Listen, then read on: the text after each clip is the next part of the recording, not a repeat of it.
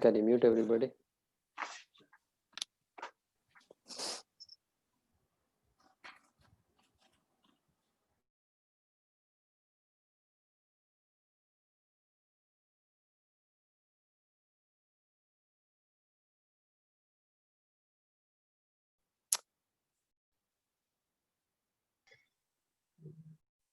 Prasad Gurujala. Let's chant from verse number 7.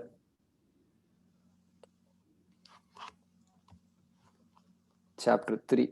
Yastvindriyani manasa Yastvindriyani manasa niyamyarabhate Arjuna niyamyarabhate Arjuna karmendriyai karmayogam karmendriyai karmayogam asaktas savishishyate asakta savishishyate niyatam kuru karmatvam niyatam kuru karmatvam karmajyayo hyakarmanaha karmajyayo he karmanaha sharirayatra pichate sarirayatra pichate na prasiddheda karmanaha na prasiddhedha karmanaha yajñarthat karmanonyatra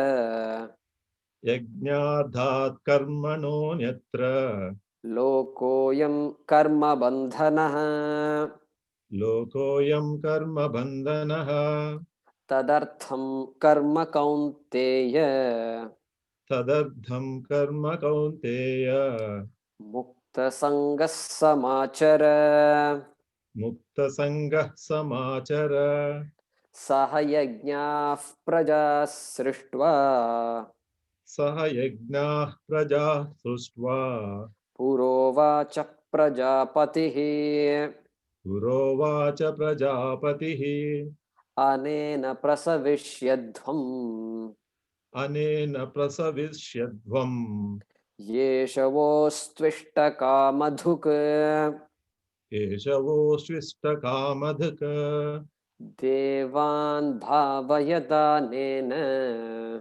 Devan Bhavayatanena te deva bhavayantu vaha Te Deva Bhavayantu Vaha parasparam bhavayantaha Parasparam Bhavayantaha shreyas paramavapsyatha.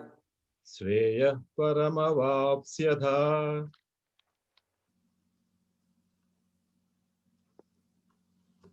Yeah, so this is where we were.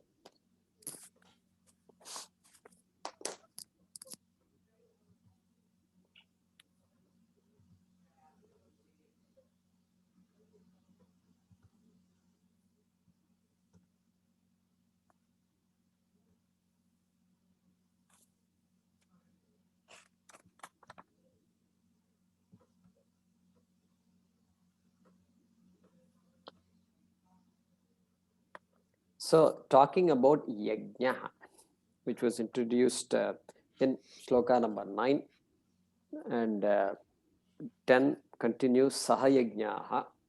So, it talks about Prajapati having created human beings and along with that Vedas. So, here Yajña, Sahayajña Praja Srishtva. Praja Srishtva, having created Prajaha, human beings, along with Yajña.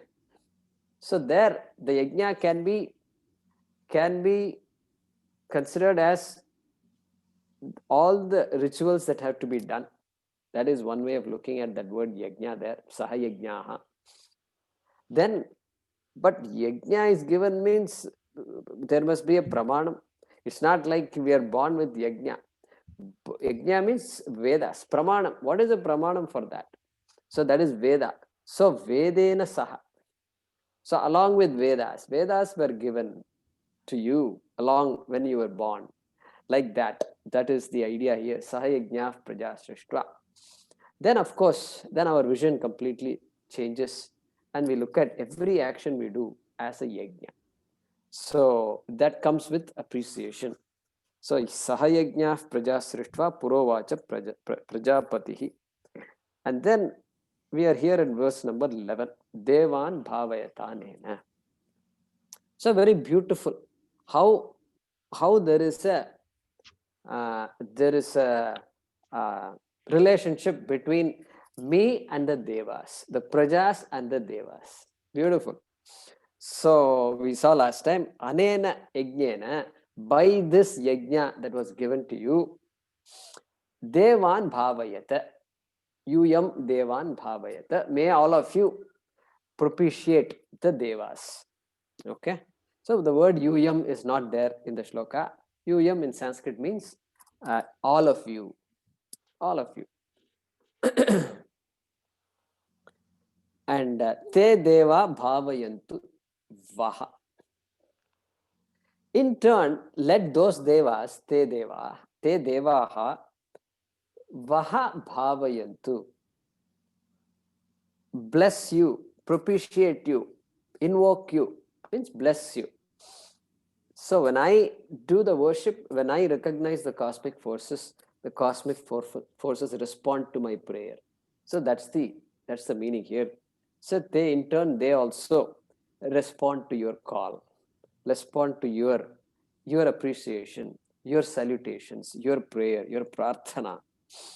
Then what? Parasparam bhavayantaha. And so by mutually propitiating in this manner, mutually doing it, then avapsyatha, you will gain. You all will gain. So avapsyatha means what? Lrit lakaraha, madhyama purushaha, bahuvachanam. Avap dhatu. Anyway, that's for Sanskrit students. So, what do you gain? What will you gain? Param shreyaha. Param shreyaha. So, you will gain the greatest good. What is the greatest good? So, by now you know, human beings are seeking 4 things. What are the 4 things? Chaturvida purusharthaha. Dharma, artha, kama, moksha. Iti. So, among those four, the param is the ultimate. That even though I am seeking artha, security, even though I am seeking kama, pleasure, really speaking, underlying all of that, I am seeking permanent adequacy. I am seeking complete security and freedom from all kinds of upadravas, complete total freedom, and that is called moksha. Therefore, param shreyaha means moksha. Shreyas param avapsyata. So the word param is an adjective to the word shreyaha in this shloka here. Okay. So last time we talked about how this happens in our daily life, and that's why bringing up our children in a culture, in a Vedic culture, becomes important, and the child gets a head start in all these things, and so starting the day with a prayer, etc., becomes natural, and doing a namaskara to Surya Devata, all this is natural. Puja is natural, and so that upbringing helps us understand this vision. So the idea of Devata becomes very central in our life, in a Vedic lifestyle. And so that sensitivity, so it's a Vedic lifestyle. Swamiji keeps saying it's a lifestyle of complete sensitivity to the and alertness to the entire cosmos, and nothing is taken for granted. And so with that said,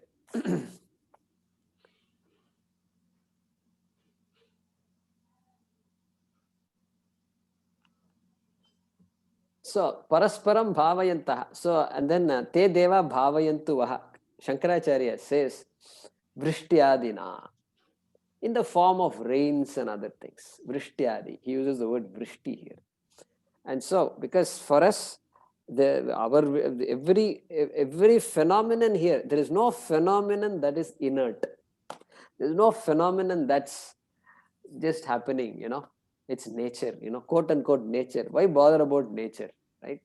Well, now I think we have enough science to tell us that we need to bother about nature, and nature responds to what we do, and every act of ours does have an impact on the so-called nature. And so te deva bhavayantu vaha parasparam bhavayantaha. And then param shreya.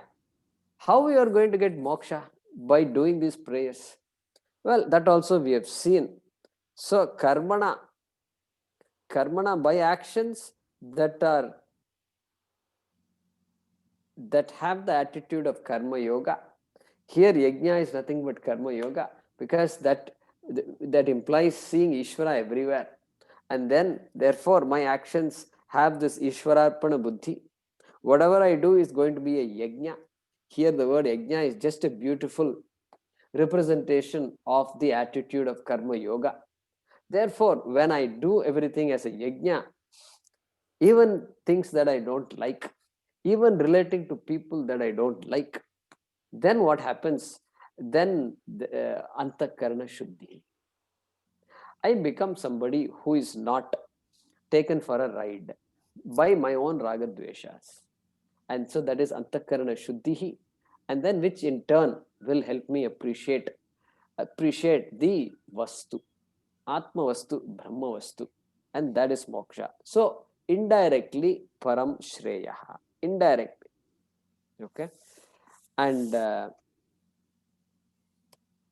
shreyaha can also mean swarga prapti. You will go to heaven, because there is also always a fear. I may be born like this, like that, and insects and this and that, they say. So in our culture, our papa and punya is going to determine what our future is going to be. So therefore swarga, the idea of swarga is there. So they put this carrot in front of you. Do the right thing, then you will go to heaven. So param shreya can be interpreted as that swarga prapti also. But then Bhagavad Gita is not swarga shastram. Bhagavad Gita is moksha shastram. And moksha means this siddha vishaya prapti, gaining what I have already accomplished. Remember that siddha vishaya. So it's moksha shastram. So this idea of going to heaven is not the subject of Bhagavad Gita. Therefore, we interpret this param shreyaha as not as going to heaven, but as moksha, which implies moksha here and now, not travel to some place, because no travel is considered as nitya. Nitya vastu we are talking about. Good. So having said that, let's now go back to the shloka.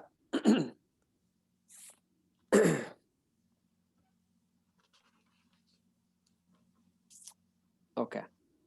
May you propitiate the deities with this, within brackets, yajña. May you propitiate the deities with this. Propitiate means invoke. May you recognize, may you invoke and salute, may you invoke and do namaskar. That is the idea. Propitiate the deities with this, within brackets, yajña, full stop. Anena devan bhavayata, full stop. Then the next sentence would be te deva bhavayantu vaha. May those deities propitiate you, or all of you. You here means all of you, not a singular you, plural you. Te deva vaha, te devaha vaha bhavayantu. Propitiating one another, comma, parasparam bhavayantaha,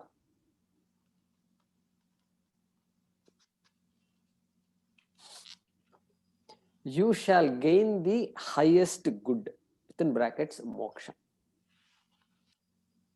Propitiating one another, comma, you shall gain the highest good. Again, you means all of you, plural.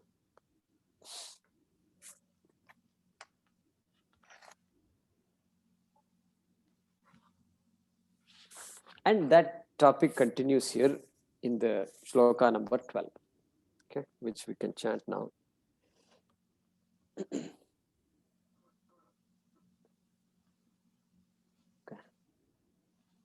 Surendra ji.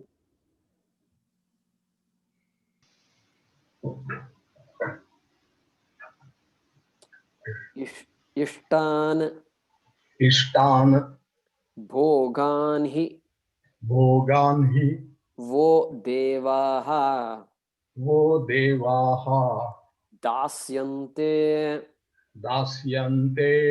yajña bhavitaha tairdattan apradayebhyah yo bhungte stena eva saha ishtan bhogan hi vo devaha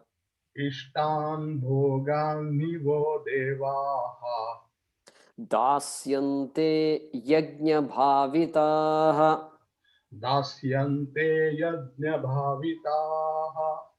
tairdattana pradayebhyah yo bhungte stena eva saha. Yeah.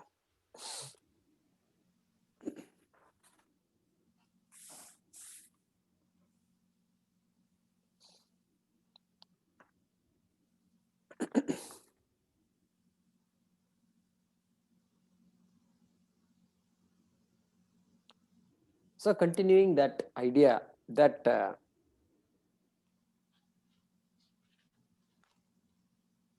so here all your arthas and kamas and dharma, they are going to be fulfilled by this process of yajna. That is being said here. In shloka number 12, your artha kama are satisfied, he is going to say. And in the next shloka, he is going to say, your moksha purushartha will get fulfilled. That's the idea between these two shlokas, 12 and 13. So 12, ishtan bhogan hi vo devaha. So when I look at this whole universe as yajna, as an opportunity for me to do my yajna, if when I look at this entire universe as Ishvara, then automatically my yajna starts from the moment I open my eyes in the morning. It is not a special act. Even though there are special acts of yajnas we do throughout our life, and so that means following dharma is there, and following dharma plus the attitude of karma yoga. Understand that dharma alone does not constitute karma yoga. Dharma plus looking at the universe as Ishvara, looking at every cosmic force as a devata. Remember, we are dividing Ishvara into parts. So those parts we can appreciate. That part is called Devata.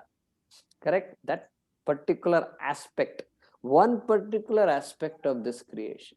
Surya, this solar, the sun aspect of the solar system becomes a Devata, very big Devata for us. Without Surya Devata, nothing will run. No life can survive in this universe, in the solar system at least. And there are of course many solar systems in this universe. And so therefore, by recognizing all these devatas, I recognize Ishvara. Suppose I don't know the devata of something. Okay, Surya Devata I understand. Then all the rains are coming at the right time. So Varuna Devata is there. Then Vayu, air is so important. We have polluted that air. Now we are struggling. We are putting masks and this and that. Before pandemic mask, I'm talking, not pandemic mask. That's a different mask. That's a different reason. So before pandemic mask also we were wearing. And I saw a video where the children are going to school and they're wearing all these masks. not our this mask. It's the, one of those gas chamber type masks, and the child is wearing that mask and then going to school, and then she comes back, and then the mask needs to be replaced, and then they order it through some, and then through the drone drops off the mask in the outside the home, and then they pick up the mask like this. I saw a video. And so that's how this vayu has been spoiled so much. And so it's so critical for us to understand what it is we are doing, and to make any changes in our lifestyle. And so like that, we recognize that vayu devata is essential for my life.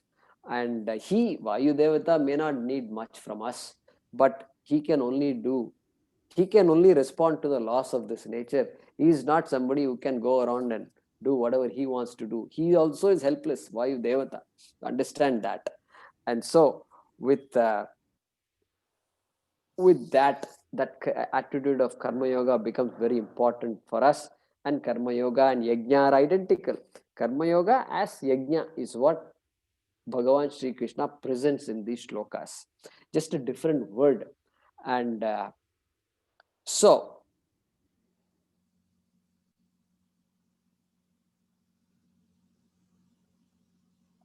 here ishtan bhogan, all the things, bhogan, all enjoyments, ishtan bhogan, all the things I want. Enjoyment starts with food. Food is very important. Without food, we all know we cannot survive. Very obvious.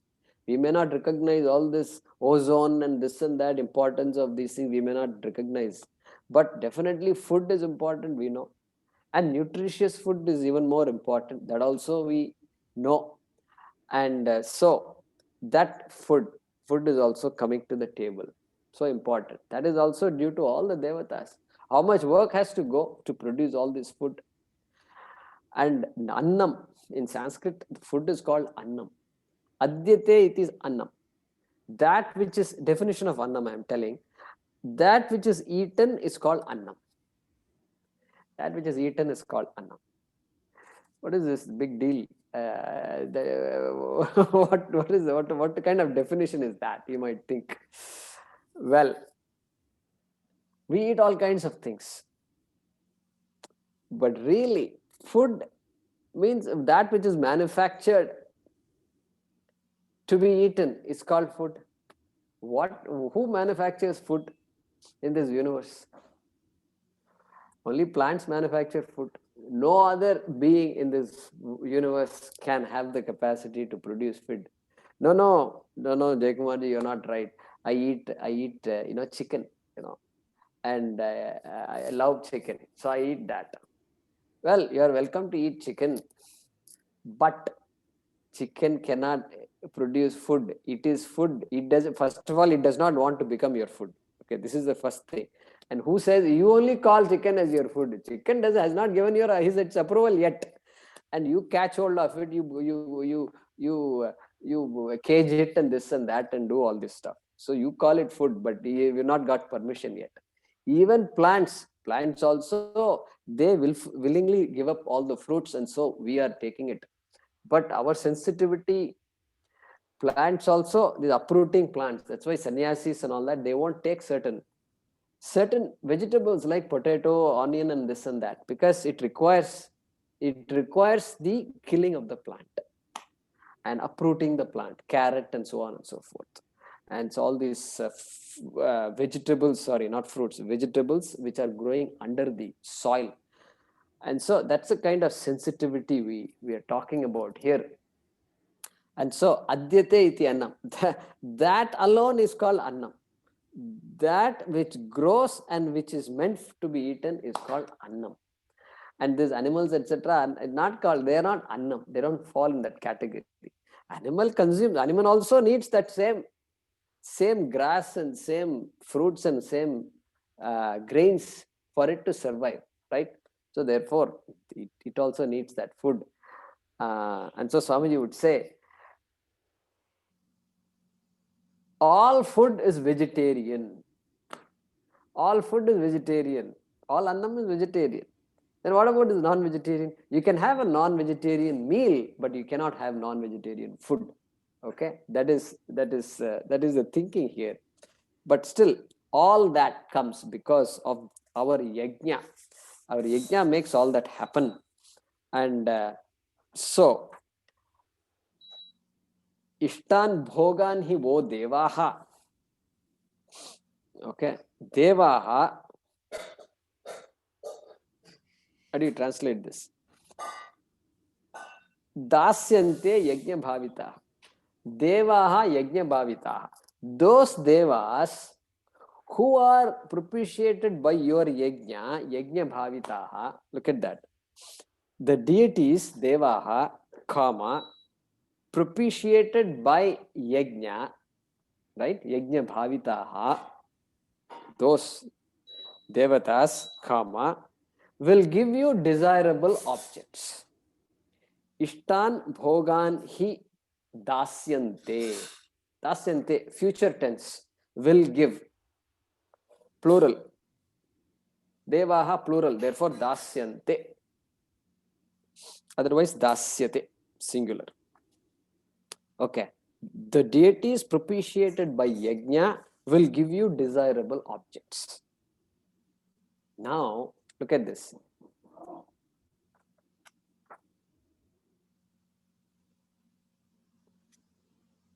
Now he's going to talk, he's talking about that person who consumes without giving back to the devatas. One who consumes without giving back to the devatas. That person is called a stenaha. Look at the word stenaha.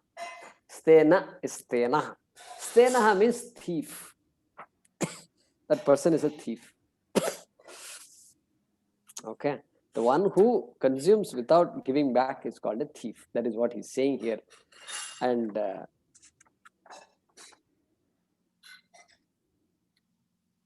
so let's complete the translation here, even though I wanted to say a few more things.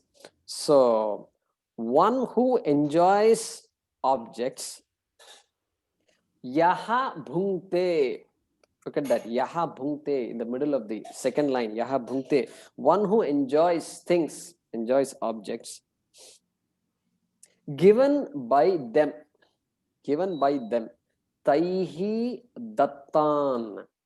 Taihi dattan, the first two words of the second line, taihi dattan. Okay, given by them, without offering to them, apradayaibhyaha, without offering to them in return, apradayaibhyaha, is indeed a thief. Stenaha eva saha. Saha stenaha eva. That person is indeed a thief. So how do you translate this? The deities propitiated by yajña, comma, will give you desirable objects. Desirable things. Full stop. One who enjoys objects given by them, enjoys things given by them, without offering to them, is indeed a thief. Okay.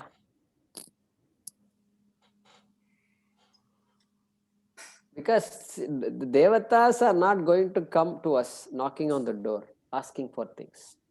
So not like that. So you are never going to be told that you have to do this and you have to do that. Nothing.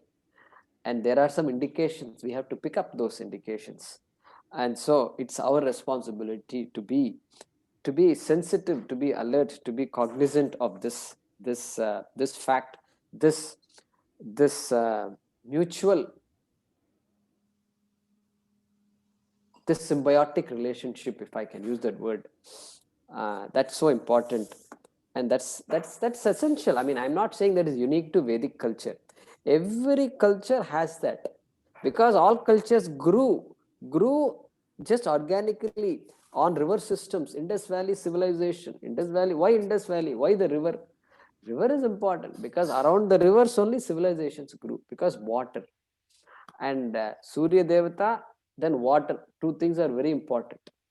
And so civilizations grew out of it. And so they've come to recognize that they need. And then there are storms, cyclones, floods. Therefore, they recognize that, you know what? Uh, my life depends on so many things. And so many things depends on how I lead my life. So this symbiotic relationship is natural to every native culture. So it requires a new idea to come and say you are native, you are no good, you are a pagan, and this and that, and then kind of destroy, erase all these civilizations. So this erasure has happened in the last 2000 years. And when somebody comes and tells me you are a sinner and you are no good, your gods are all devils, if somebody says, that person, that worldview is erasing my culture. That is why Swamiji always used to call it conversion is violence. Okay, it's a landmark speech given by Swamiji. You can look up. It's available in YouTube. Because this idea of conversion slowly started growing, and then people used to say, what is wrong with conversion?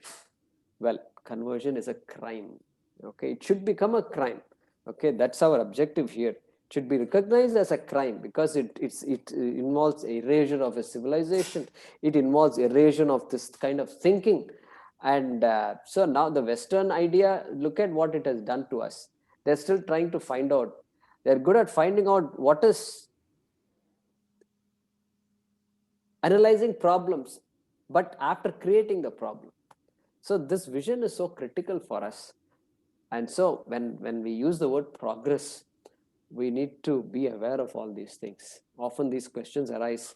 How can we progress without science, without drugs, without plastics? All these questions will come. Those are good, important questions, but we need to bring our vision here and then kind of amend our idea of progress. Okay, well, that's a different topic, big topic, important topic.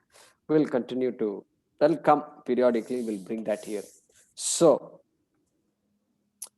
having said that, so stena eva saha, what is the thief? Hey, that for that person who is only carried away by his or her own ragadveshas, likes and dislikes, go back, connect it to our second chapter, ragadveshas. And so that person is not going to be interested in all these devatas and all these things. And I will do whatever I want to do. That's it, period. Don't tell me this and that. And show me where your devatas are. Show me where he is. Where is Varuna Devata? Hey, Varuna Devata is there in the cup right in front of you. The water is right there. Where is the question of where is Varuna Devata? He is there everywhere. Wherever there is water, you can recognize him. Wherever there is air, you can recognize Vayu Devata. Whenever you turn on the TV and they are telling about the weatherman comes on TV and talks about what's going to happen over the next week. Well, you are listening to Varuna Devata through that man, through that woman. You are listening to it. So Varuna Devata is always there for us to appreciate. Good. So now in this next shloka, number 13, Yagnya Shishtashina Santaha. So he's going to again talk about two types of people. Okay, let's see what that is.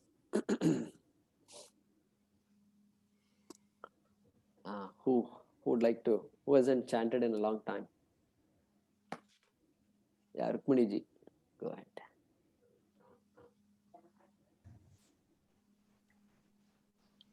Yagnya Shishtashinaha Yajña Santaha Santaha Muchyante Muchyante Sarvakilbishaihi Sarvakilbishaihi Bhunjate te Bhunjate te Twagham papaha Tvagam papaha Ye pachanti Ye pachanti Atmakaranat Atmakaranat Yajñashishtashinas Santaha Yajña Sishta Shina Santaha Muchyante sarvakilbishaihi. मुच्यन्ते सर्वकिल्बिषैः Bhunjate te tvagham papaha. भुञ्जते त्वगं पापाः Bhunjate te भुञ्जते ते tvagham papaha. त्वगं पापाः Ye pachantyatmakaranat. ये पचन्त्यात्मकारणात्. Yeah. Once again, Karma Yoga presented as Yagnya. So remember, recall, maybe we have not mentioned, but the name of this chapter is called Karmayogaha. The chapter has a title, and here the title of this chapter is Karmayogaha. So this attitude that we are beginning to appreciate, all that comes under that Karmayogaha.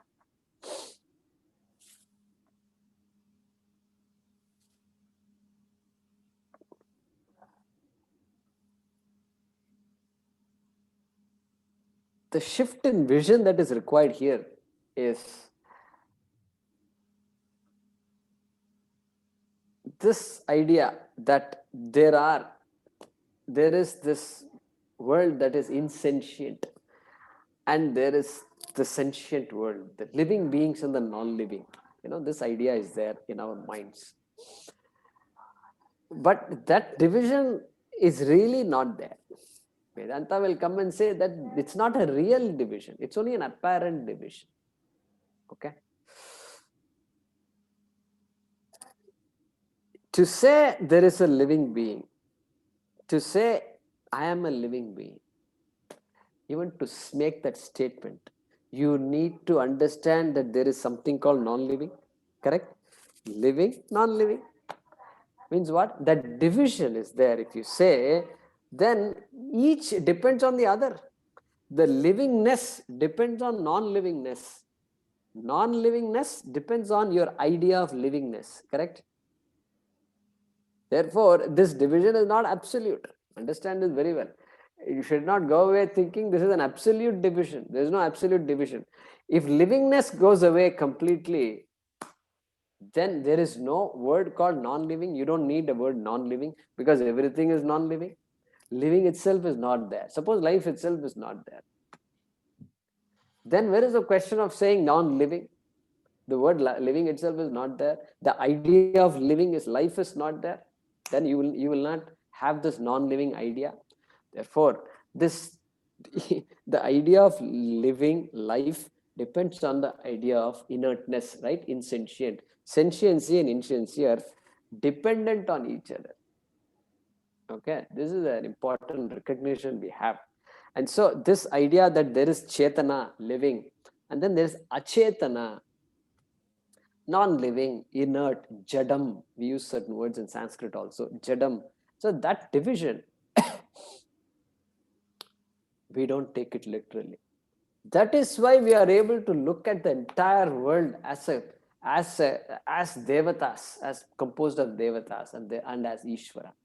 So for us, consciousness is manifest in the human being, no doubt, but it just is there in non-living objects, but it's not manifest.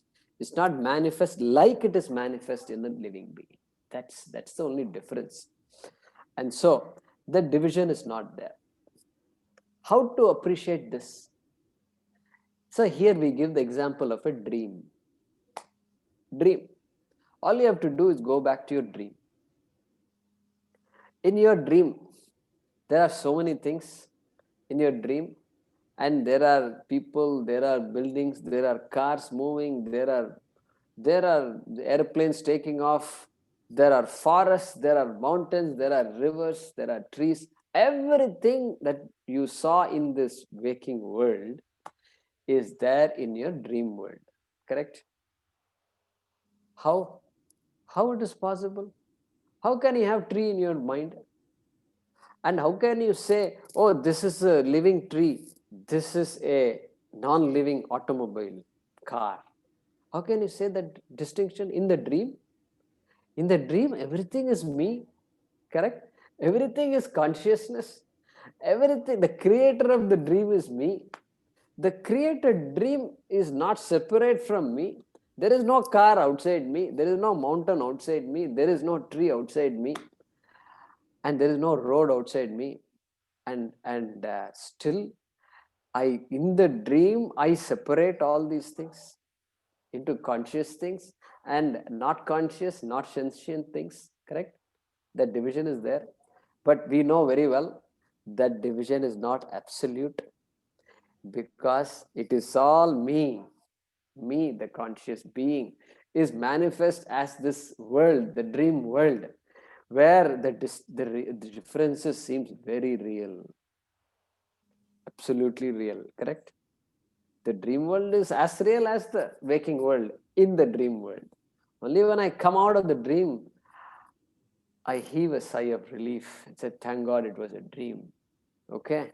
And all that stress I went through, all the panting and sweating and all these things, heartbeat and this and that, thank God it was all for nothing. I can come out and say that, right? But it is all real. So that is the same thing outside also.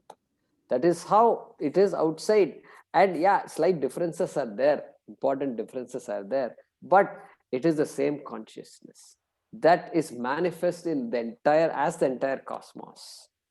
Okay. Therefore, I can appreciate this idea of Devata. Devata is no longer just a concept, but it's real. Everywhere I see, anything I see, Devata operating. Devatas are operating. And every law that I appreciate, that I've studied, and every law that I have not studied, it's all a manifestation of that consciousness in the form of Devata. Devata is so important for us. And so sometimes when we talk about essential aspects of Hinduism, when we give a talks like that, sometimes I'll mention this idea of Devata. Devata is important. And we talk about karma, we talk about dharma, purushartha, etc. And then Devata is something we should introduce. And like avatara. Avatara is another unique aspect to Sanatana Dharma. So Devata. So that shift in perception. Shift from what? Shift from looking at the world as Chetana, Achetana, living, non-living, to everything is really consciousness. Everything is a manifestation of Ishvara. Everything is Ishvara. And there are differences. Yeah, I see the differences, but the differences are not absolutely real. Underline the word absolute. Okay. So, like in the dream, I am the creator of the dream, and the dream world is what? Separate from me or what? No, it's not separate from me. The dream world is made up of my own memories, and it's made up of my own material in the mind. And so the dream world is not separate from me. Therefore, I am the creator, and I am also the created world. Correct? Created. The created world is not separate from me. That is the way to look at this creation, the so-called world creation, cosmos, universe, etc. Not separate from Ishvara, the creator. Very important vision, difference between all other religions and us and ours. And all native religions talk like this, like our Vedic culture.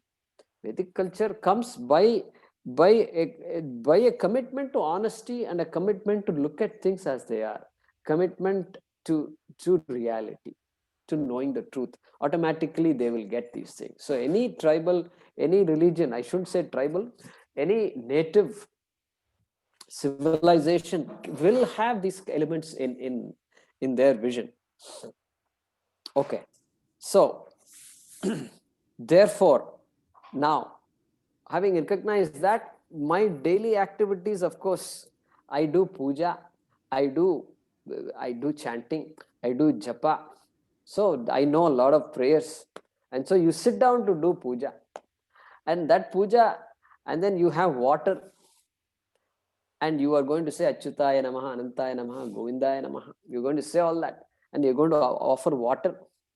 You're going to sprinkle water on your Naivedya Padarthas, Samagris, and you're going to do all that.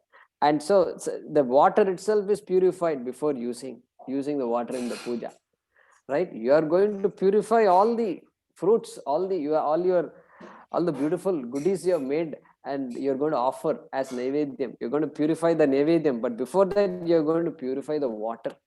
Every step is made sacred. Think about it. The water is purified before using the water in the yajna, in the puja. Correct? How beautiful it is. And before purifying the water, I purify my seat itself. Correct? See, the asana. Asanam samarpayami. I can simply say asanam samarpayami. Dhyayami asanam samarpayami. Or I can say, what is that?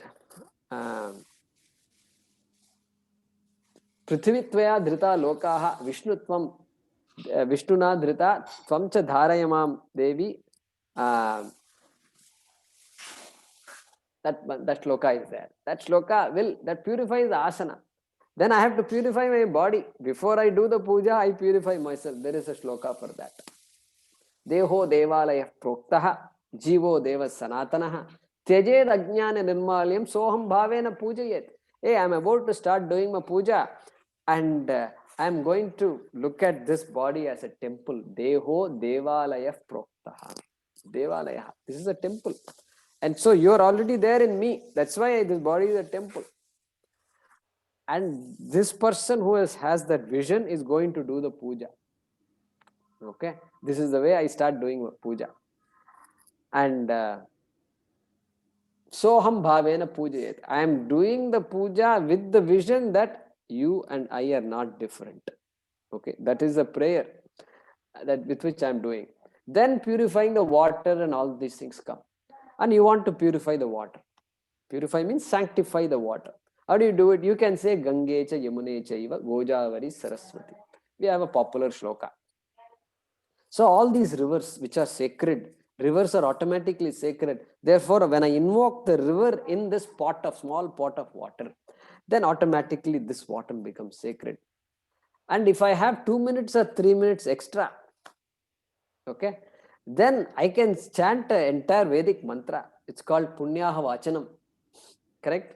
Pavamana Suktam. How many of you know Pavamana Suktam? Punyaha Vachanam. Yeah, so Araprasad ji and Sunita and Vaidya and others are raising their hand. So you can say Hiranyavarna Shuchayah Pavaka Yasujatah Kashyapo Yasvindraha Agnimya Garbham Dadire Virupastana Apashyagasyona Bhavantu. Like this it goes on. Yasagam Raja Varuno Yati Madhye Satyan Rite Avapashyanjanana Madhuschuta Shuchayoya Pavaka Sa Apashyagasyona Bhavantu. So it takes only 3 minutes to chant this. You can chant the mantra. So flexibility. You do puja whichever way you can do puja. No, I don't know any mantra. I don't know any shloka also. No problem. You have a piece of water and then you just think through. Hey, I'm going to invoke Ishvara in this water. I'm going to invoke Ishvara in this seat. I'm going to invoke Ishvara in myself. And there is Ganesha. My dear Ganesha is there. Ganesha, of course, Ganesha is there, and I invoke Ganesha in that murti, and then I'm going to do my puja. No problem. We cannot give an excuse. We can't say I don't know any shloka. And you can do puja even without shlokas.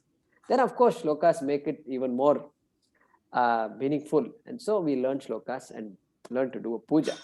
So our life now transforms. As our vision changes, every act becomes meaningful here. And so, having said that, here what he's going to say is,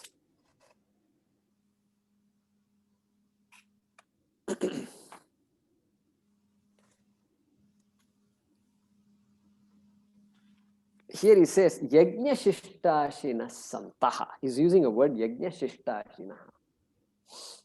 Yagnya Shishtashi. One who consumes, Ashi, Yagnya Shishta. Shishta means Shesha, remaining. One who consumes what is remaining after a yajna is done. That is called Yagnya Shishtashi. Plural, Yagnya Shishtashi. Naha. Okay. Look at this beauty. think of something you do. And then you are offering to Ishvara, you are offering to Devatas, you are offering to crows, you are offering to the dogs, and you are offering to the cats, okay? And they are the Devatas. They are coming and asking, so you have to help them. Now you afford everything. Now whatever remains, you consume. That such a person is called Yagnya Shishta. Okay? Every mother knows this. No mother is a stranger to this, right? And the baby, mother and father, of course, and the baby is there, and everything revolves around the baby. The entire life revolves around the baby. You offer to the baby, then the child grows up and goes to school, etc., and dinner comes, and dinner is ready, and the mother is looking at the children, making sure they are having the right food, and everybody is eaten everything. No mother, no child would have seen the mother eating. I don't remember my mother having food at all. I was thinking, when I was looking at this shloka, I was thinking, do I remember my mother having food in front of me, sitting together, sitting on the dining table? All of us have. I don't remember. We had a dining table, but I don't remember my mother ever sitting with us. And I don't know when she had food also. Does she have food in the kitchen, or does she have food and sit in the dining table? Occasionally, I've remembered she used to sit alone and have that food. But she is a yajña shishta, correct? And after everybody has food, then only we don't know whether the sabji is left over or not. Enough food was there, nothing we know. We just have food. I walked away to do whatever, run, go back to the streets and play. Who knows what I did. And so that idea is not new to us. So offering, and then whatever is left is what we consume. So that person is called Yagnya Shishta. Beautiful word. And so that's why Naivedyam. So offer the food to Ishvara. Do a Naivedyam. And then whatever comes back is called Prasada. Connected to the word Prasada. So therefore, we never say we take food. We only say we take Prasada. Everything is a Prasada for us. You don't think that only that which comes from a temple is Prasada. That which comes from the puja room is Prasada. No.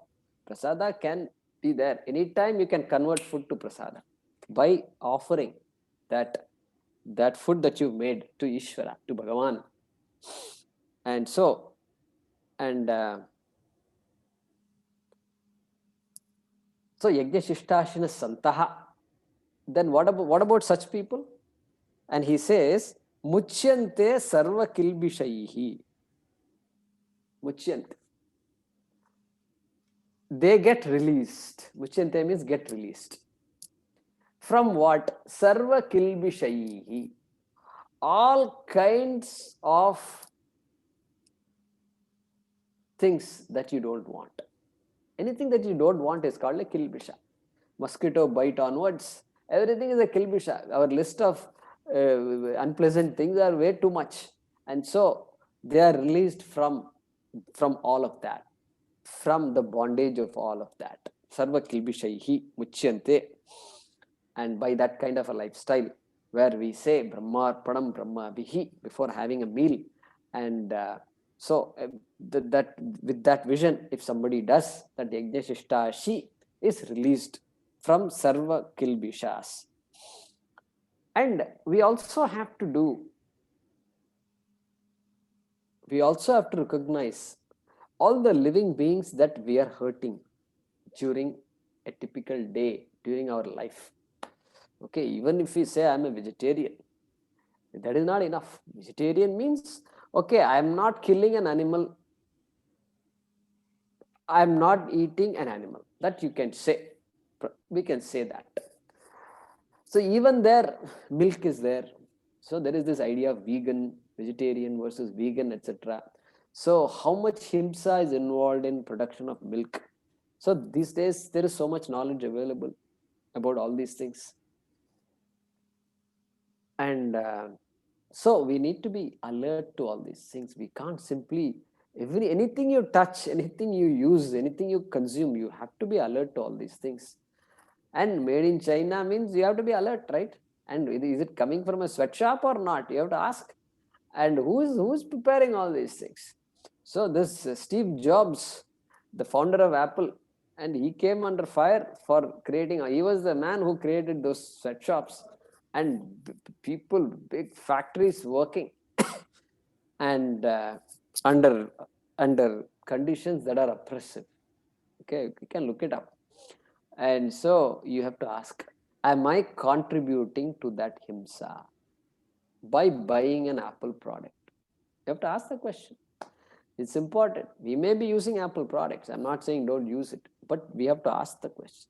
Everything you touch, you have to be aware, because our that 1 rupee that you're going to spend, the $1 you're going to spend, does have an impact on this entire ecosystem. And of course, meat consumption and all, it's obvious himsa going on. And so it's the mink coat, mink jacket. It's very popular among some people. And so this mink coat means what? They have to kill a lot of mink. Mink is like a squirrel. It's a small squirrel-like thing whose skin is used to make this mink jacket. So much himsa is there in all these things. And so what about people who are not vegetarian, who are not non-vegetarians? The word non itself interesting. Vegetarian is accepted. But what about the other people? It's called non-vegetarian. Means it looks like there is no word available. Carnivorous people. Now they don't want to say carnivorous. I am a carnivore. Why don't you say I am a carnivore? Huh? What's wrong with that word? You don't like it or what? No, that word seems a little. I use that word for lions and other things like that, And deer is a herbivore, and lion is a carnivore. You are also a carnivore. You are capable of eating lion also, and so you must be a bigger carnivore. No, that's too crude. I'm a non-vegetarian. They're very sophisticated. So anyway, these things, we have to be very aware of all these things in this day and age. It's easier to be aware because there's so much information available. And I told you, I gave this example some time ago. When I was becoming aware of all these things, the honey that was produced, honey also himsa is involved. Some of you know, I've told you this. And so what they do is the queen bee, all the worker bees, they work around the queen bee. So the honeycomb is there, and one queen bee. And if the queen bee leaves, all the worker bees will go away. So what they do is they blind the queen bee's eyes. And so that the queen bee doesn't fly away. So himsa, all this is himsa. So we have to ask, when you buy honey, you have to ask, what is this? What kind of honey is this? Who is making it? Where is it coming from? Etc. We have to spend some time. And these days there are a lot of organic sources, a lot of farms which are cruelty-free. I got the word cruelty-free. Not animal tested. All these things you see in these products. So those things we have to pay attention to. So that idea is not new. Our rishis had that idea. They lived a life like that. And so now we need to be even more aware of these things. Okay, good. So I've already exceeded the time here. So we will continue this discussion in the next class. So yajña shishtāshina santaha muchyante sarva kilbishaihi bhunjate te tvagam papaha ye pachanti atmakaranat. Interesting. We will see that in the next class. Om Purnamadah Purnamidam Purnat Purnamudachyate Purnasya Purnamadaya Purnameva Vashishyate. Om Shanti Shanti Shanti. Harihi Om Shri Gurubhyo Namaha. Harihi Om.